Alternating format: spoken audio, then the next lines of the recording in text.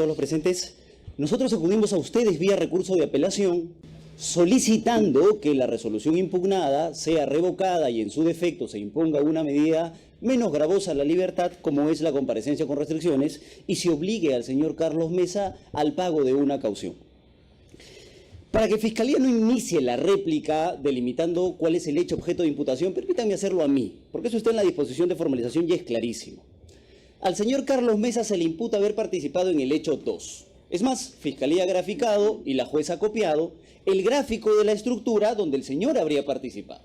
O sea, él en el hecho 2 forma parte del nivel 3, en el supuesto que Fiscalía ha imputado.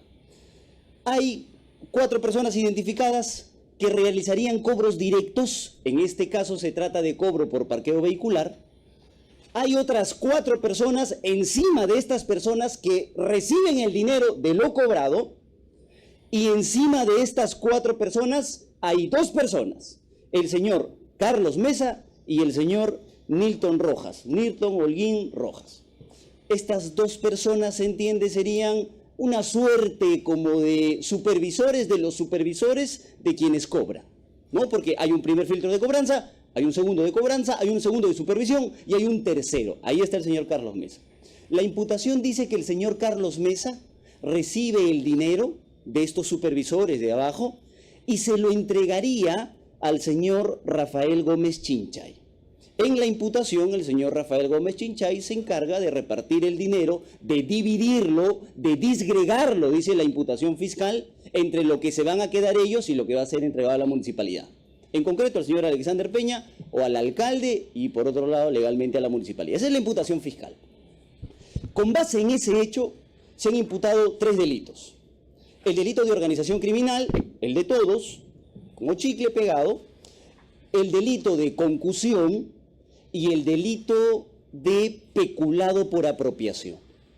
Respecto del delito de concusión, la juez lo que ha dicho es que no se puede establecer que se ha cometido el delito de concusión, no hay suficientes elementos, Fiscalía no ha impugnado al respecto, así que queda consentido ese extremo. Me remito al delito de peculado, para empezar por ahí. Ya han escuchado ustedes, no quiero ser repetitivo, pero han escuchado ya de otras defensas algo similar a lo que voy a decir. Al señor se le imputa, señora presidenta, el delito de peculado por apropiación, porque como recibe el dinero de los supervisores, ahí se apropia. No lo dice la imputación fiscal en la disposición, pero se entiende que es para otro, para enviarlo al señor Gómez Chinchay. Fiscalía, ya sea por el recurso de nulidad 615-2015, o más conocido como el caso de Arios Chicha, donde la Corte Suprema absuelve al expresidente Fujimori por el delito de peculado por apropiación, o ya sea por el acuerdo plenario 4-2005, donde la Corte Suprema explica cuál es la estructura del delito de peculado, ya sea por uno o por otro, lo que queda claro en este delito es que no cualquier funcionario o servidor público puede cometer el delito de peculado. O sea, necesariamente tiene que tener una relación funcional con ese patrimonio del Estado. En ese entendido, Fiscalía lo que hizo en su requerimiento fiscal de prisión preventiva, copiando la disposición de formalización, fue citar el artículo correspondiente del MOF que pertenece a la subgerencia de obras públicas, donde el señor sería uno de los servidores. Copia los artículos del MOF de la subgerencia de obras públicas y dice, ahí está la vinculación que el señor tendría con el patrimonio para que pueda haber cometido peculado por apropiación. La juez de garantías, lo que ha dicho, señor director de debates, es que la Fiscalía se equivoca. No vengo acá a discutir ya lo que ha dicho Fiscalía, vengo a discutir lo que ha dicho la juez. Y la juez ha dicho que Fiscalía está equivocada, que eso está mal, que así no se puede imputar. Y lo que la juez ha dicho es, ese articulado no le corresponde al señor Carlos Mesa, porque el señor Carlos Mesa no es el subgerente. E incluso en esta estructura, el subgerente no está imputado. Entonces la jueza ha dicho, vamos a hacer un cambio.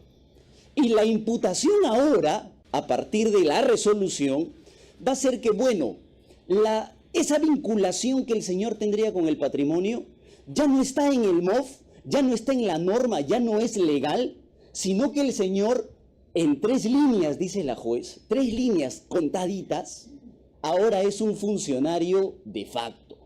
Él tiene esa vinculación por una cuestión de hecho. Entonces, yo recuerdo, señor director de debates, con mucho respeto y admiración, un evento académico organizado en este subsistema donde el señor director de debates fue el ponente junto al doctor Enríquez, si mal no recuerdo, sí, Sumerinde, donde se explicaba perfectamente respecto a la implementación de este nuevo código que cada uno tiene funciones.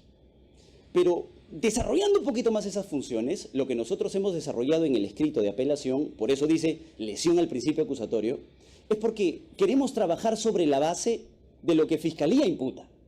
Y si la jueza establece, por ejemplo, y en el análisis que ella hace, que Fiscalía no ha traído elementos de convicción, para no entrar al debate de si en una audiencia de prisión podemos discutir tipicidad o imputación necesaria, pero si la juez dice que Fiscalía no ha traído suficientes o graves y fundados elementos para este elemento de vinculación de Carlos Mesa con el patrimonio, porque dice que está mal, que así no es, entonces lo que la juez debería hacer es establecer que tampoco se ha cometido delito de peculado, así como hizo con el delito de concusión.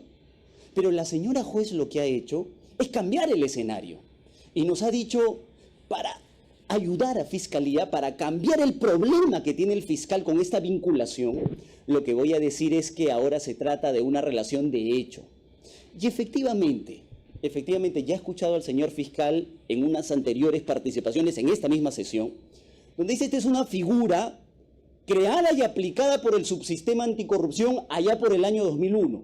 Y efectivamente, no se podía condenar a Vladimiro Montesinos porque él decía yo soy un usurpador de funciones. Y un usurpador de funciones no puede cometer delito de peculado, claro. Y ahí el subsistema anticorrupción dice apliquemos la figura del funcionario de hecho. El Tribunal Constitucional, en el caso que también ha sido citado, en el caso Bedoya Vivanco, estableció que efectivamente Vladimiro Montesinos podría ser un funcionario de hecho. Pero esa figura, allá en el año 2001, ya ha sido desarrollada, o sea, actualmente. Ese es el problema que estoy contando del cambio en la imputación. Queremos responder para que se establezca que no existen elementos para cometer delito de peculado. Pero desarrollado actualmente, la señora juez, por ejemplo, dice, la doctrina permite la aplicación del funcionario de facto. No lo dice Fiscalía, pero tampoco nos dice qué doctrina. Entonces, yo he estado revisando la doctrina un poquito. Yura Vitcuria, yo sé que ustedes conocen el derecho perfectamente mejor que nosotros, pero permítanme solo 2 citas a algunas personas que han dedicado su vida a estudiarlo. Por favor. Clemente y el profesor Ríos, esto es un libro argentino, solo para definir qué sería un funcionario de hecho, para ver si en el caso de Carlos Mesa cumpliría o no. Por favor, no quisiera decirlo yo, sería un argumento mero de defensa. El profesor Clemente y el profesor Ríos dicen, con el prólogo del maestro Zaffaroni, el funcionario de facto es el que accede al poder sin seguir los procedimientos preestablecidos por la Constitución o las leyes, pero mediando un título de reconocimiento. Y efectivamente, así fue desarrollado incluso en un artículo hecho por el profesor César Nakazaki Servigo. Para ser funcionario de facto, el procedimiento de nombramiento, de cercanía a la función pública que tiene este funcionario servidor, tiene que haberse hecho de manera irregular. Pero la juez y la Fiscalía, por ejemplo, la juez para el delito de organización criminal, sí dice que las funciones de Carlos Mesa están en el MOF, ¿no? Y en el caso de peculado nos cambia el escenario. Y la Fiscalía siempre ha establecido que el acceso, ese procedimiento, ese título que tiene el señor Carlos Mesa de servidor, no es fraudulento, es válido. Tan válido es que lo cita en el requerimiento de prisión y pone estos son los artículos, estas son sus funciones. Entonces, ahí hay un problema. No podría ser funcionario de facto. Pero pese a eso, encontré una publicación ya peruana más reciente del profesor de la Universidad de San Martín de Porres, de la Universidad de San Marco Cáceres Julca, donde el profesor habla del funcionario de facto. Y por ejemplo el profesor dice, esta es la última cita que voy a leer, el funcionario servidor público que sustrae, se apropia, usa los bienes sin poseer el citado vínculo funcional con la cosa, que es lo que estoy argumentando y que la jueza ha reconocido para Carlos Mesa, no podrá ser igualmente autor de peculado. Punto seguido. Tampoco puede ser autor de peculado el detentor de hecho de causales o efectos. Así tenga el control de facto o el dominio funcional no legitimado de algún sector público o de toda la administración pública. Por ejemplo, en palabras del profesor, no podemos aplicar en el caso del delito de peculado este concepto del funcionario de facto actual, del 2012. Ya no estoy hablando de Vladimiro Montesinos y lo que se necesitaba para condenarlo en ese momento, porque claro, en ese caso sí, se decía que ese procedimiento era irregular, que él en realidad era jefe del SIN.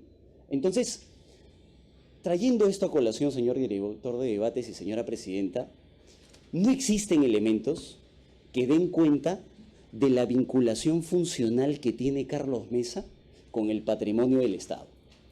No los ha presentado Fiscalía. Ya no he venido a discutir lo que dice Fiscalía. Entonces, la juez ha modificado esa situación para salvar a Fiscalía y ha dicho, ya, nos quedamos con el funcionario de hecho. Pero pese a esa situación, nosotros consideramos tampoco sería aplicable. No le es aplicable al señor Carlos Mesa ese concepto de funcionario de hecho. Ahora, eso respecto al delito de peculado. ¿Tienen ustedes, respecto entonces al primer presupuesto, una persona que para la juez no ha cometido delito de concusión y una persona que, en palabras nuestras y en palabras de la doctrina con cita, no en la doctrina del aire, no podría cometer delito de peculado por la falta de vinculación? La señora juez, pese a esas dos situaciones, lo que dice es, bueno, sí formaría parte de una organización criminal. Y lo cierto es, señores magistrados, que Fiscalía escuchó audios, ni bien tú participas en el audio, ni bien dices el monto cobrar, ni bien mencionas el monto, la palabra liquidación, ya eres parte de la organización criminal. Eso ha pasado.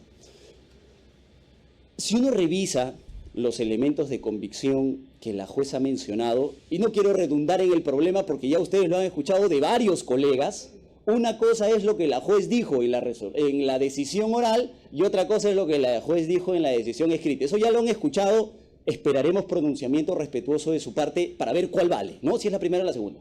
Si fuese la primera, no hay graves y fundados elementos de convicción para Carlos Mesa. No hay. Pero como mi defensa tiene que ser eficaz, tengo que abarcar todos los supuestos. Si fuese la segunda, la jueza, como ya han escuchado también, copiado y pegado todos los elementos en el listado que presentó Fiscalía para el delito de organización criminal. Pero bueno, independientemente de haber hecho eso, si uno entra al análisis, por ejemplo, la juez cita comunicación 2, comunicación 19, comunicación 33, ¿no? Otras comunicaciones, notas de agente. Por ejemplo, permítanme citar dos para no extenderme mucho. Sé que ustedes van a revisar cada una de las conversaciones. Y Fiscalía lo más seguro es que lea en este momento alguna. Respecto a la comunicación 2, por ejemplo, habla el señor Carlos Mesa con el señor Champi. Y el señor Mesa le pregunta a Champi, Mesa con Champi, dice, ya está la liquidación, le dijiste, le pedí que haga la liquidación. Respecto al tema de la liquidación. Por hablar de liquidación, ya eres parte de la organización criminal. En la comunicación 19, por ejemplo, en la comunicación 33, Mesa con Gómez Chinchay. Dice, sí, hablé con el alcalde, sí, recién sale hablé con el 1, ya sale de reunión. Nada más. Comunicación 19, Mesa con Gómez también, respecto a si ya se ha cumplido con el depósito, por ejemplo.